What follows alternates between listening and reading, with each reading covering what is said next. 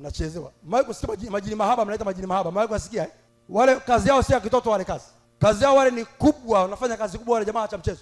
Moja ya shughuli wanayofanya jini mahaba, niwape siri dunia waielewe. Na kuambia hivi, moja ya siri ambao wanaifanya majini mahaba, ambayo watu wengi hawaijui. Wengi wanafikiri kwamba jini mahaba kazi yake yeye ni kufanya tu mume asimpende mke au mke asimpende mume wake. Basi hivi na hivi, watu nyingine hawajui. Lakini siri moja hapo ni hii, hao ndio wanaochambua hata kutaka mtoto gani azaliwe kwenu. Kama hauna nguvu za Mungu, watoto wako watachaguliwa na mashetani, watakuchagulia wao uzae watoto aina gani. Wenye nguvu za Mungu tu ndio hawachaguliwa shetani, watazaa wa kike na wa kiume, au wa kiume atapata safi. Lakini lazima nisikie, kwenye kuzaa watoto, mtoto ambaye lazima apatikane ni wa kiume.